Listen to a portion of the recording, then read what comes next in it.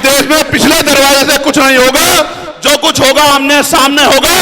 अगर हमारे अधिकारों की बात आएगी तो लड़ाई आमने सामने लड़ी जाएगी। बाबा साहब अंबेडकर ने क्या नारा दिया? शिक्षित बनो, संगठित रहो और संघर्ष करो। हमें शिक्षित भी बनना है, संगठित भी होना है और अपने विरोधियों बैरियों के खिलाफ संघर्ष भी करना है, अपने अधिकारों के लिए संघर्ष भी करना है।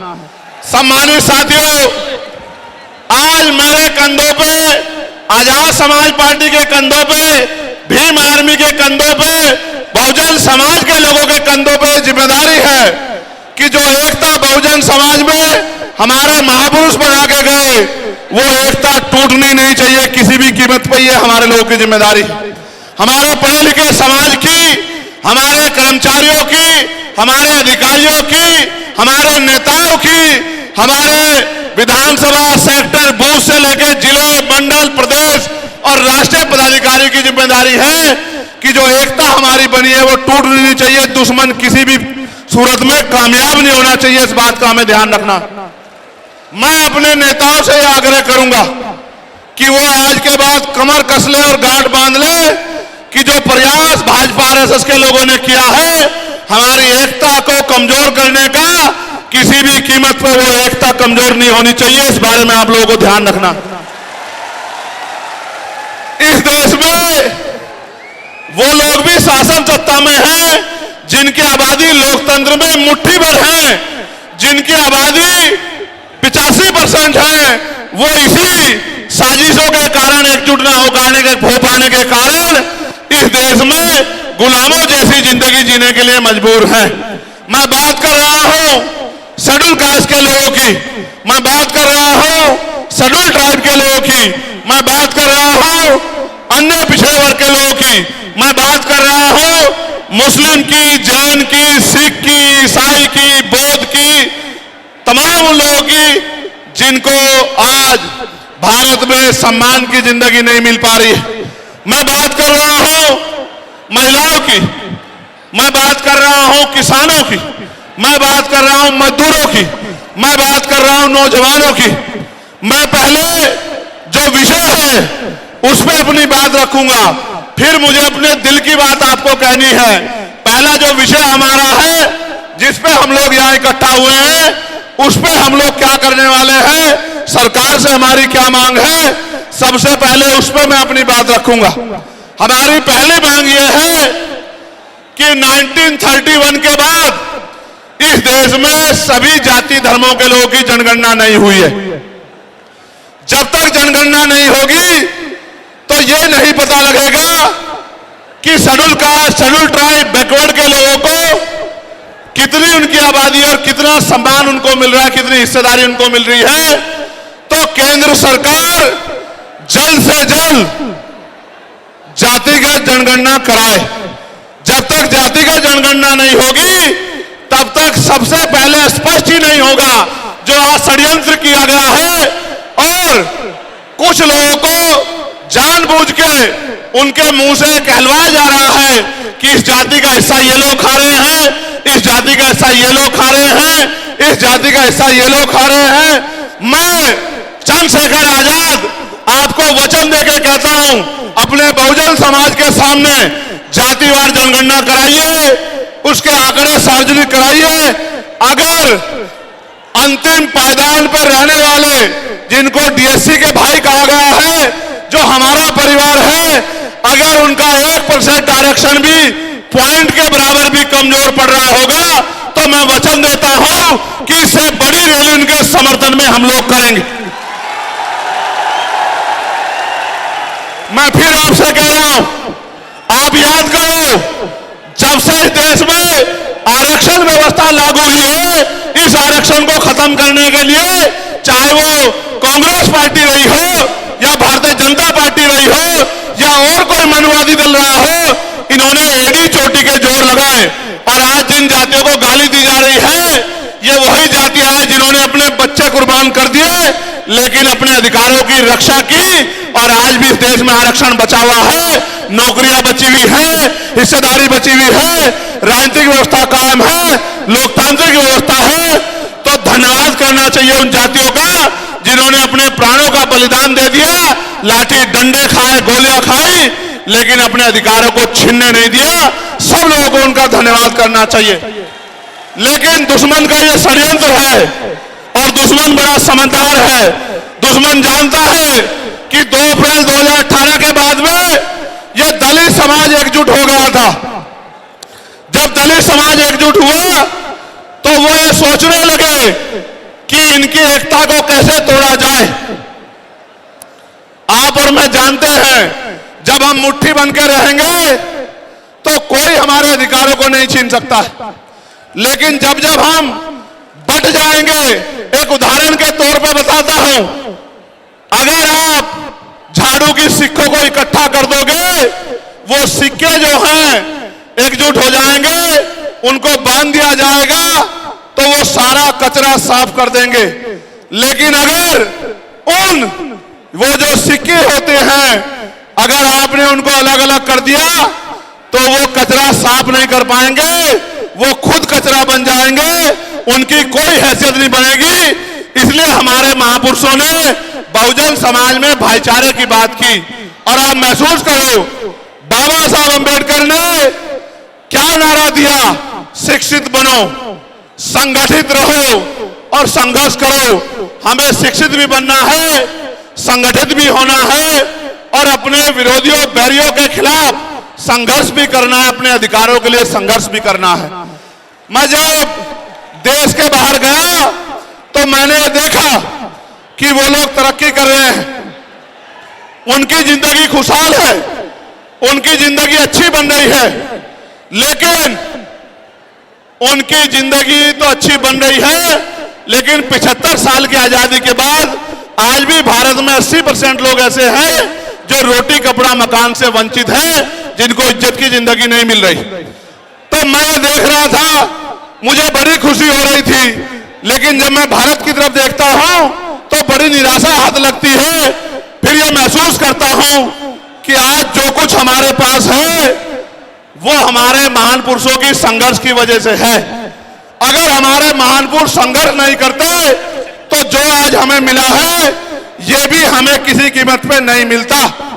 आप जानते हैं, हमेशा आरक्षण के खिलाफ, चाहे सुप्रीम कोर्ट हो या मनुवादी दल हो, सब लोगों ने आरक्षण को समाप्त करवाने के लिए एड़ी चोटी के जोर लगा दिए।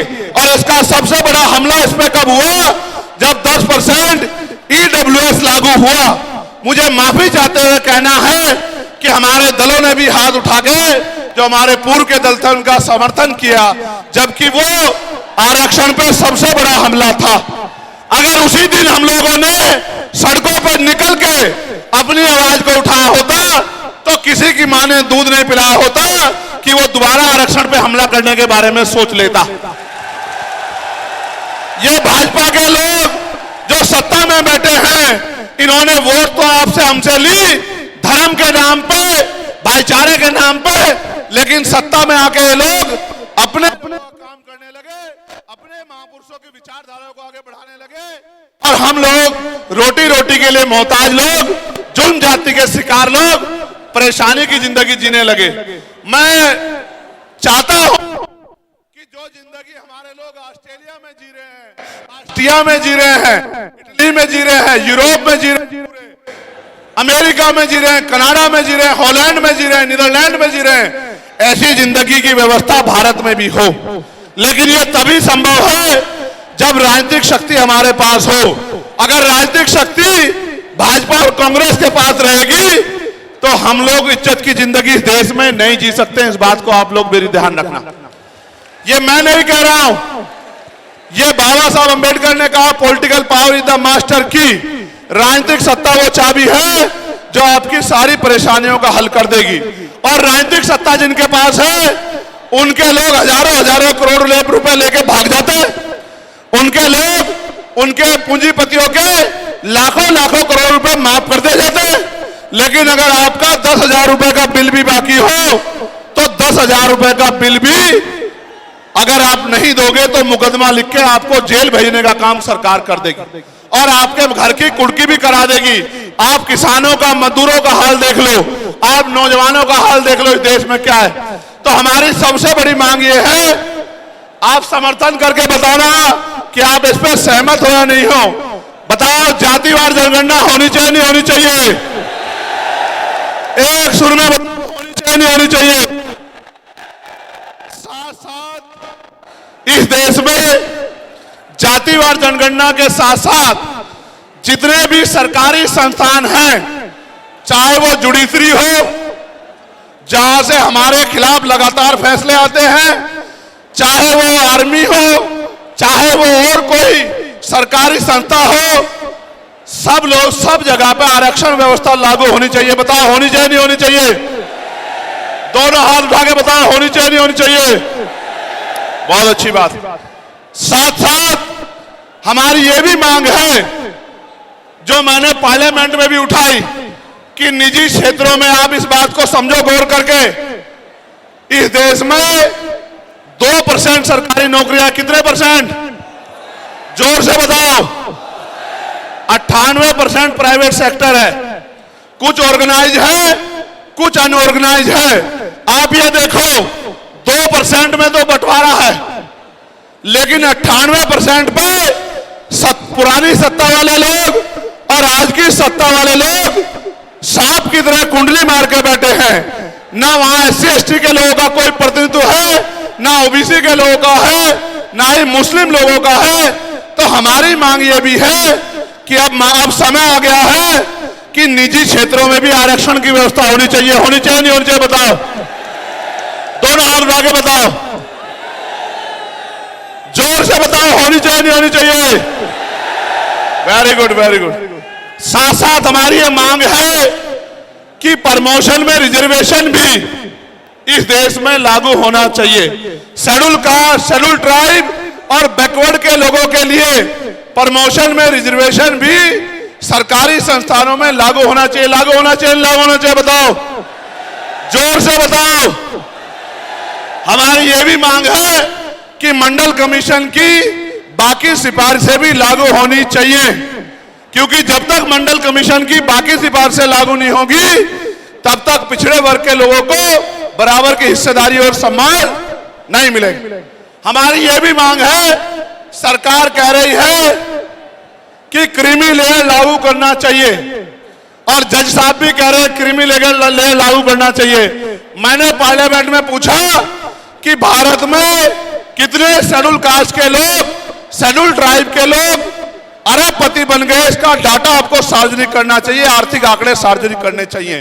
तब हमें पता लगेगा कि क्रीमी लेयर की स्थिति में हम आए या नहीं आए।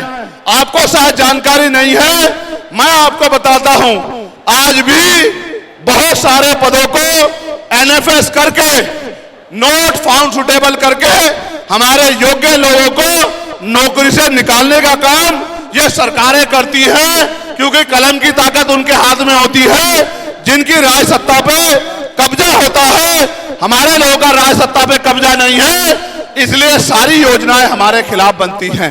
हमारी ये भी मांग है, जिस पर मैं गौर कर रहा हूं, सरकार ने कहा, मैं आज इस पे भी बोलूंगा। आज अगर मैं इस पे नहीं बोलूंगा तो हमारे लोगों को पता ही लगेगा देश में क्या हो रहा है।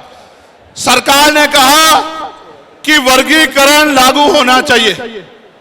मैंने आपको बताया कि बातें तो बहुत लोग करते हैं, लेकिन जब आरक्षण पे हमला होता है, जब और किसी तरीके से आरक्षण को खत्म किया जाता है, जब गांव-गांव जाके लोगों को समझाने का प्रयास किया जाता है, तब जिन जातियों को आज सरकार के इशारे पे गाली दी जा रही है, उनको ही उन्हीं की जिम्मेदारी मान के लोग घर में बैठ जाते हैं कि भाई यही आरक्षण की रक्षा करेंगे, यही अधिकारों की रक्षा करेंगे।